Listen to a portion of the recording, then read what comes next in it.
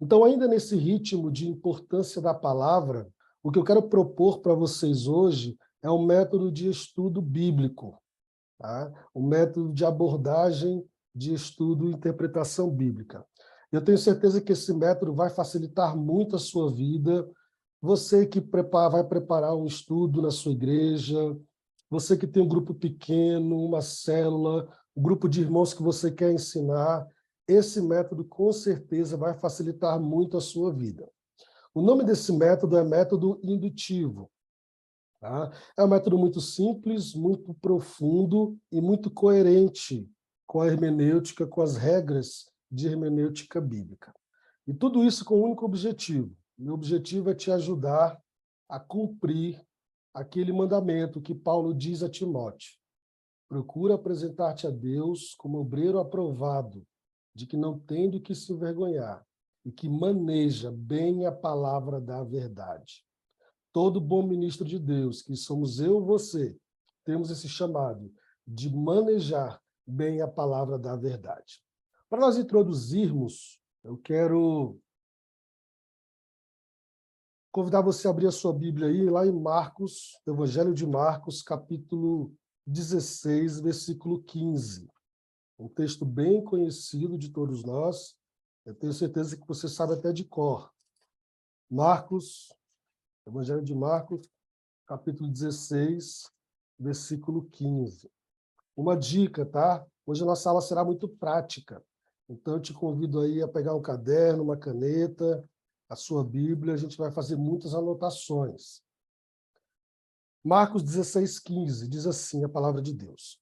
E disse-lhes, ide por todo o mundo e pregai o evangelho a toda criatura. Ide e pregai. Agora eu quero te convidar a ler Mateus, capítulo 28, versículo 19 ao 20. Mateus 28, 19 ao 20. Diz assim, ó. Ide, portanto, fazer discípulos de todas as nações, batizando-os em nome do Pai, do Filho e do Espírito Santo. Olha o versículo 20. Ensinando-os a guardar todas as coisas que vos tenho ordenado. E eis que estou convosco todos os dias até a consumação dos séculos. Por que eu escolhi esses dois textos, irmãos? Eu queria que você olhasse para esses dois versículos, ou melhor, esses 3 versículos, e tentasse perceber a diferença nesses dois textos. Lá em Marcos 16, 15, a ordem é ide por todo mundo e pregai o evangelho. Já em Mateus, a ordem de Jesus Cristo é ide por todo mundo, fazer discípulos, batizando-os e ensinando-os a guardar todas as coisas que vos tenho ordenado. Então, enquanto em um evangelho a ordem é ir e pregar, no outro evangelho a ordem é ir e ensinar o evangelho de Cristo. E, principalmente, o chamado de Jesus aqui aos discípulos não é destinado somente a líderes, não é destinado somente a pastores, não é destinado somente a missionários de tempo integral. O chamado de ir por todo mundo e pregar e ensinar o evangelho é a todo discípulo de Jesus. Ou seja, o que eu quero que você entenda é que todos nós temos o chamado de pregar o evangelho e de ensinar o evangelho. É muito interessante que, na ótica bíblica hebraica, tanto a palavra ensinar quanto aprender é uma palavra só. No hebraico, uma palavra, é a palavra lamed, que está aí no seu slide, tanto pode significar ensinar quanto aprender. Olha que interessante, olha que curioso. Na ótica hebraica, não existe aquele que ensina ou aquele que aprende. Aquele que ensina, aprende, e aquele que aprende, ensina. Essa palavra lamed, no hebraico, tanto pode significar ensinar, quanto também aprender. Porque na ótica do reino de Deus, não tem aqueles que ensinam e aqueles que aprendem. Mas existe aqueles que ensinam e aprendem, e aqueles que aprendem e ensinam. Por que eu estou dizendo isso? Porque o chamado de pregar e ensinar o evangelho é para todos. Não é para somente missionários ou pastores ou líderes.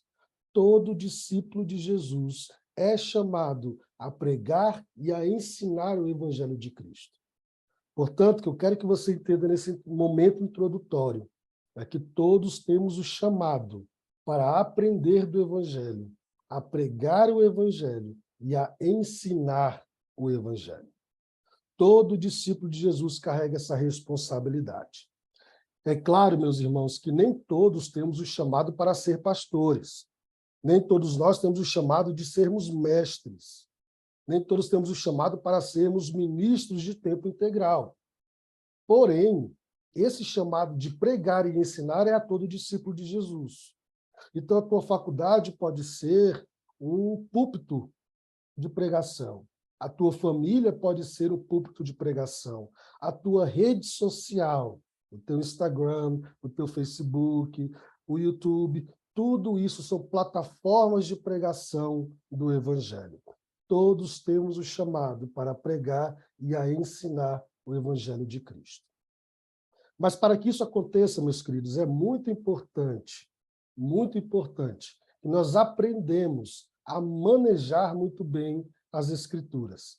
É muito importante que eu e você saibamos conhecer a verdade, manejar essa verdade para poder pregar essa verdade chamada Palavra de Deus. Por isso eu quero apresentar para vocês hoje um método de estudo e abordagem das Escrituras chamado método indutivo da Bíblia. Então, em primeiro lugar, eu quero apresentar para vocês o que é o método indutivo da Bíblia. Então, o que é o método indutivo? O método indutivo é um método de estudo que nos ajuda a observar as Escrituras diretamente em seu contexto original, respeitando o objetivo e a ideia central do autor. Eu coloquei em negrito para dar um destaque propositalmente, porque nessa definição eu coloquei como método de estudo bíblico que analisa o texto diretamente no seu contexto. Queridos, esse é o coração do método indutivo. É olhar para as Escrituras, é olhar para a palavra de Deus, sempre destacando ou buscando destacar essa intenção original do autor. E uma segunda definição, o método indutivo, parte da premissa que o autor de cada livro, inspirado pelo Espírito Santo, procurava comunicar algo específico para seus leitores e ouvintes originais. Eu também dei o segundo destaque aqui para esse comunicar algo específico para seus leitores e ouvintes originais. O que eu estou dizendo com isso? Irmãos, pode parecer tão simples, mas infelizmente muita gente peca nisso. Entenda uma coisa. Talvez isso que eu vou dizer choque você, mas eu quero que você entenda bem que a Bíblia não foi originalmente escrita a mim e a você. Ela originalmente foi escrita para um determinado público, uma determinada igreja, um determinado povo, em seu determinado momento e contexto histórico.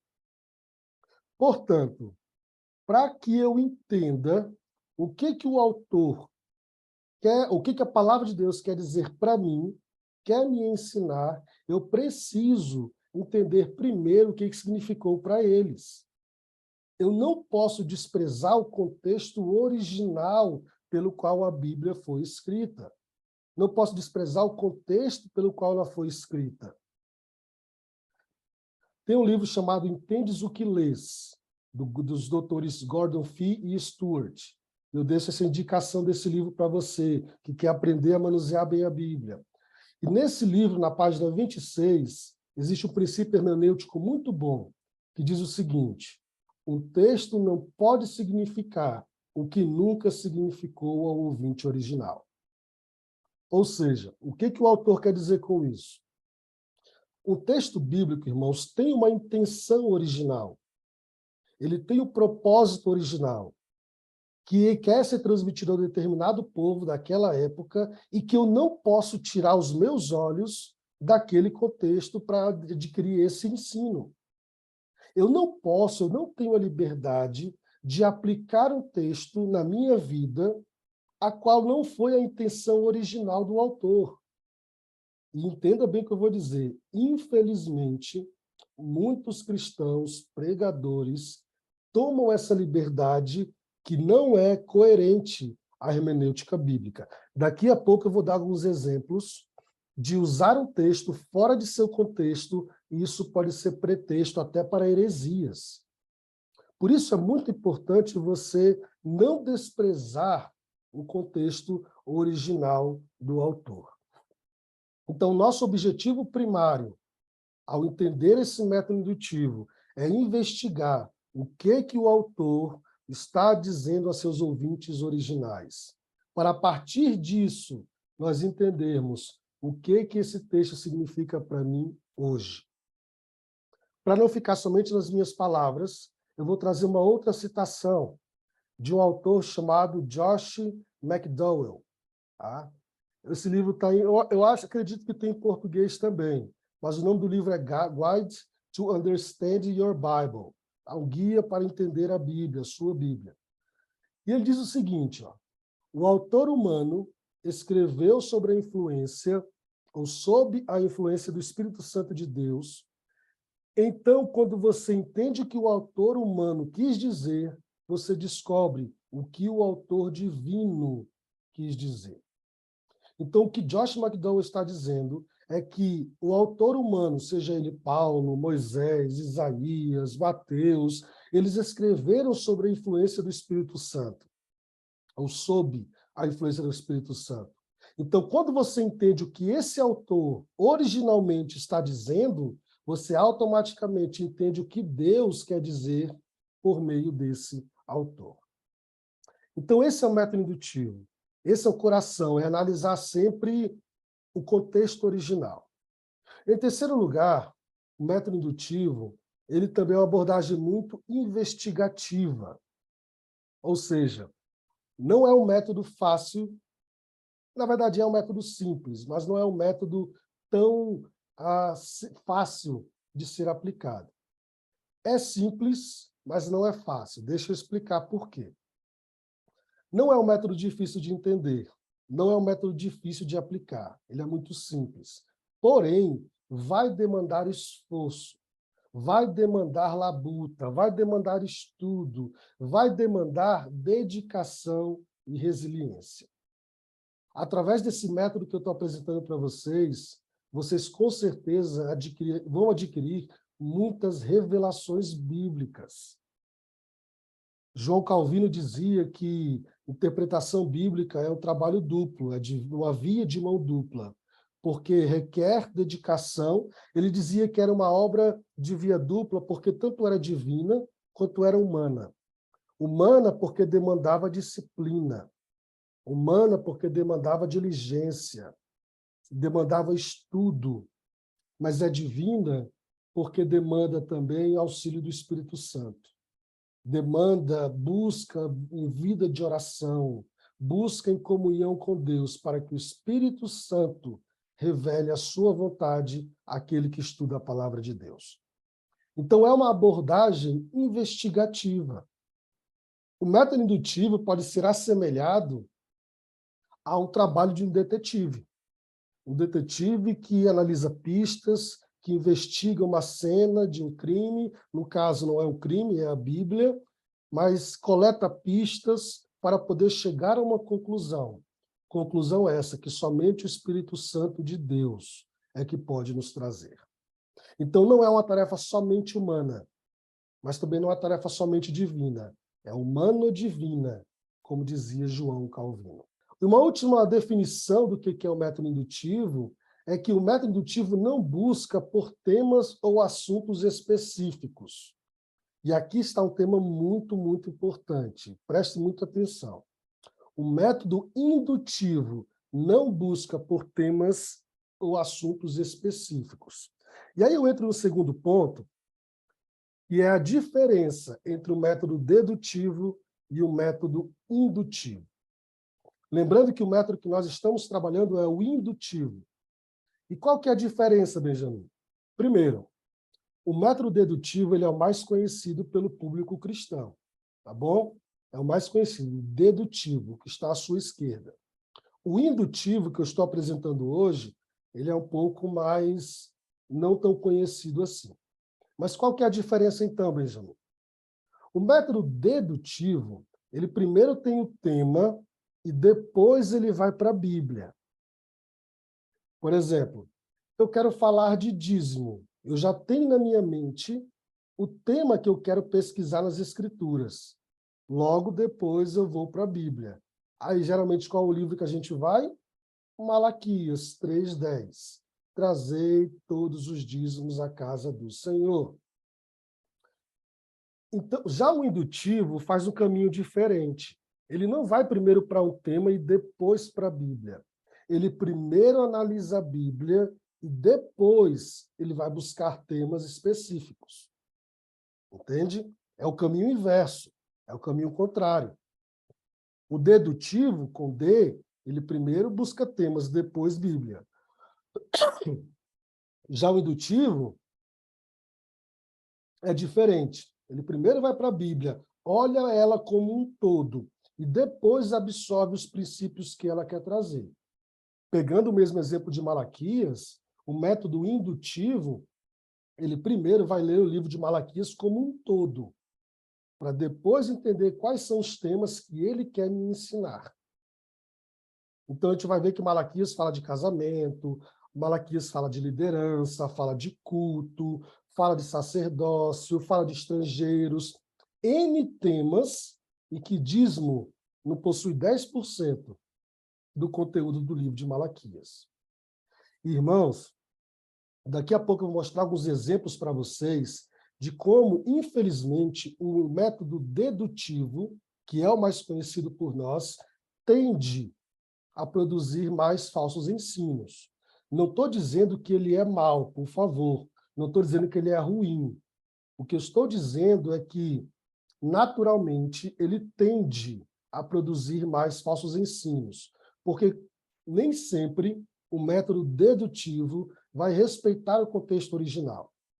Já o método indutivo tem por coração uma obrigação de, então, buscar o contexto original, o livro como um todo, e isso dificulta a criação de heresias. Também não vou dizer que é impossível, mas que é muito mais coerente com os princípios de hermenêutica bíblica.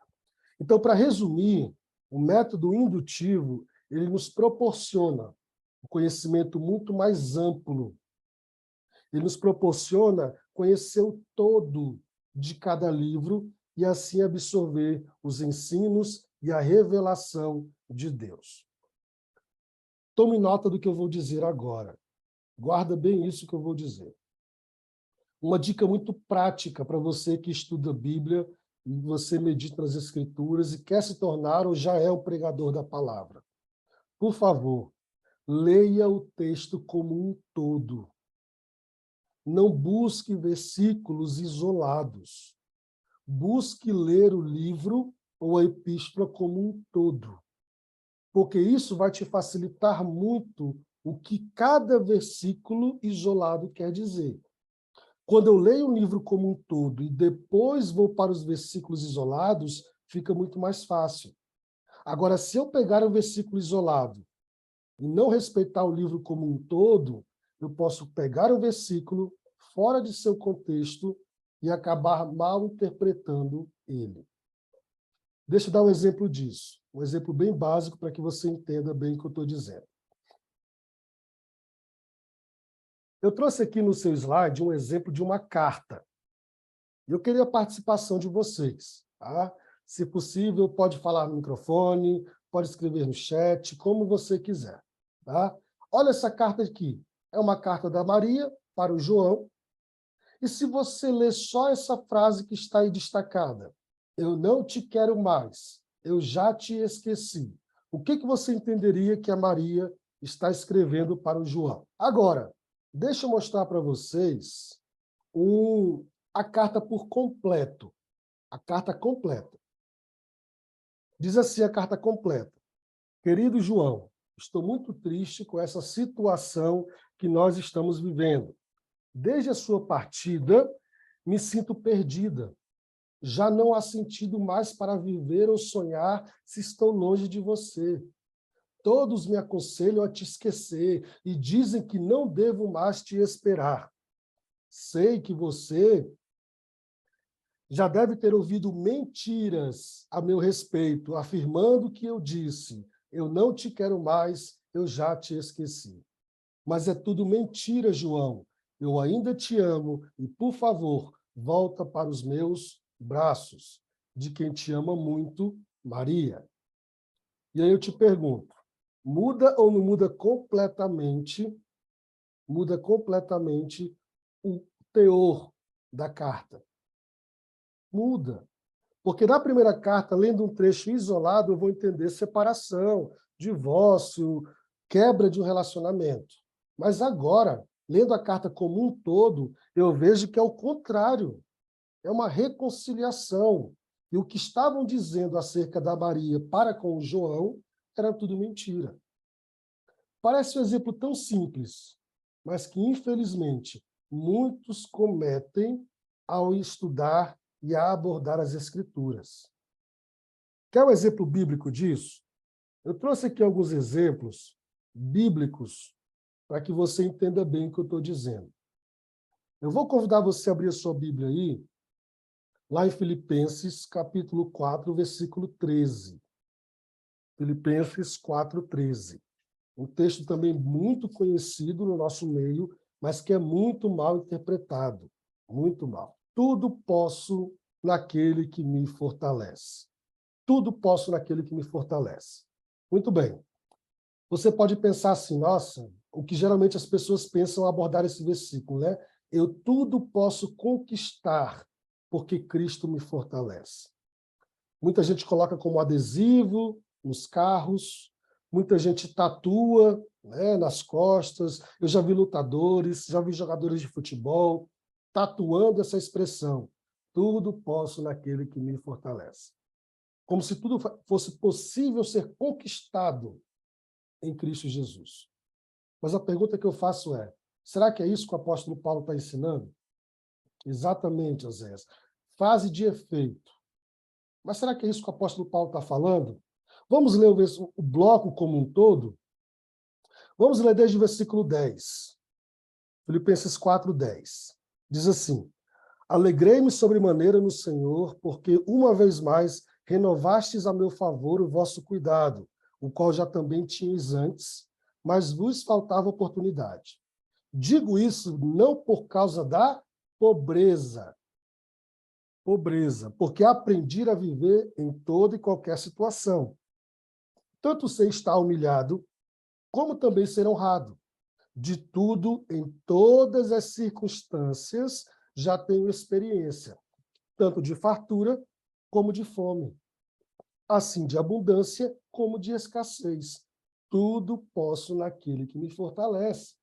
Ou seja, o que o apóstolo Paulo está dizendo para a igreja de Filipos, aos filipenses? Eu tudo posso suportar, porque Cristo me dá forças. Então, é totalmente o contrário da frase de efeito que muitos colocam. Não é que tudo você pode conquistar, mas de que tudo você pode suportar, porque Cristo é que te dá forças. Eu posso passar por desertos, como eu falei na última aula, posso passar por necessidades, e cristão, infelizmente, passa, mas Cristo nos fortalece em cada uma delas.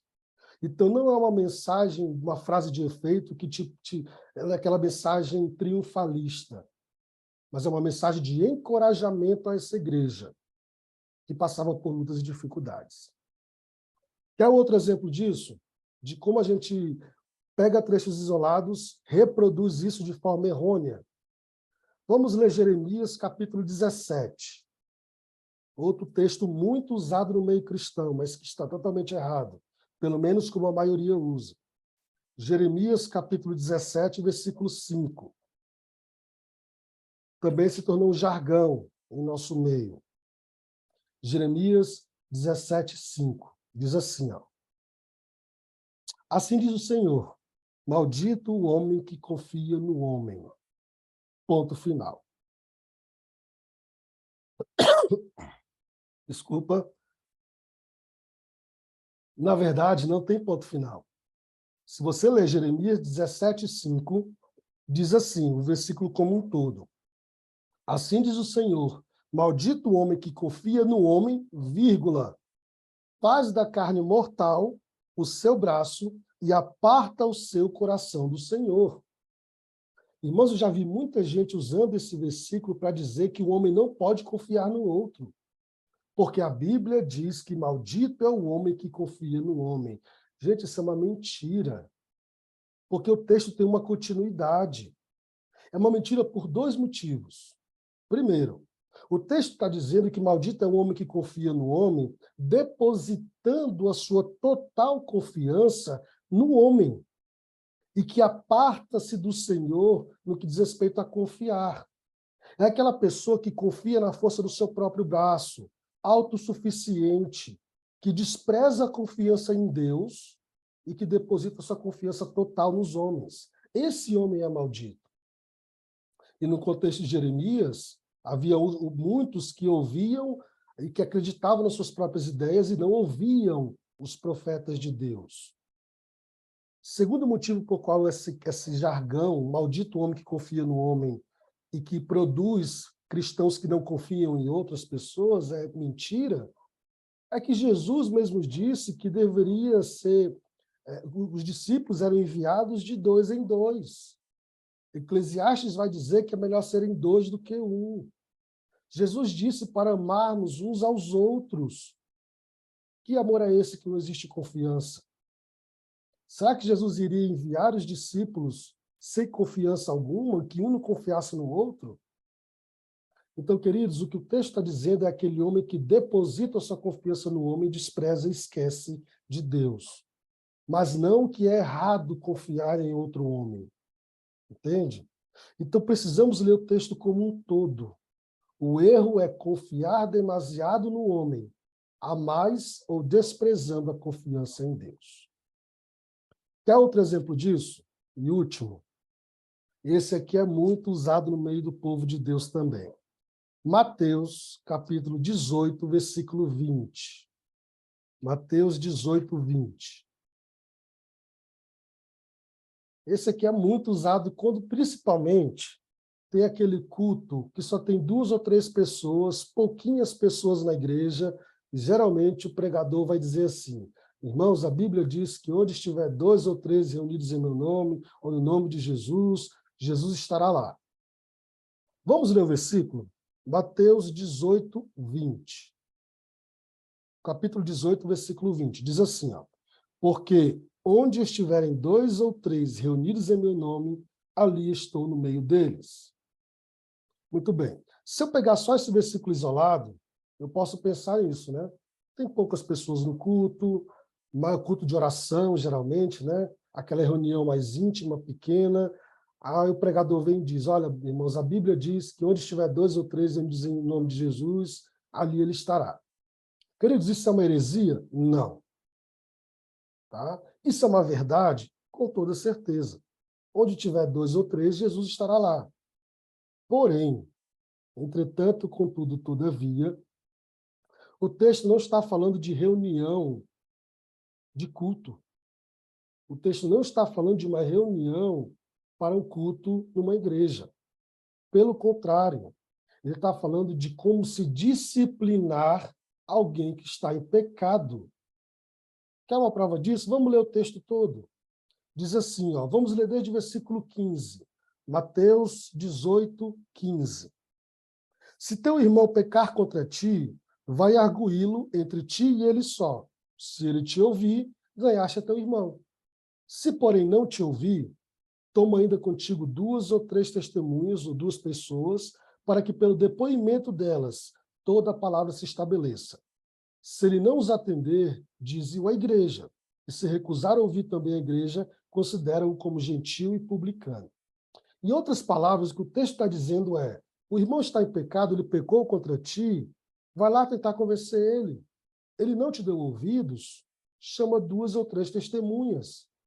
Ele não deu ouvido, chama a igreja. Não deu ouvidos para a igreja, meus queridos, considera ele como gentil publicano, afasta-o do meio do corpo. Porque Jesus vai continuar dizendo: o que vocês ligarem na terra será ligado no céu. A decisão que for tomada em unidade quanto ao irmão que está em pecado, a disciplina que for decidida, Deus vai estar nela. Porque onde estiverem 2 ou 3 reunidos em meu nome, para lidar com a disciplina eclesiástica, ali estou no meio deles. Torno a dizer, é errado dizer que onde tiver 2 ou 3 no culto, Deus vai estar? Não, não é errado de forma alguma. Mas não é isso que o texto está dizendo. E eu preciso valorizar o contexto original. E o que Jesus está ensinando é sobre disciplina eclesiástica.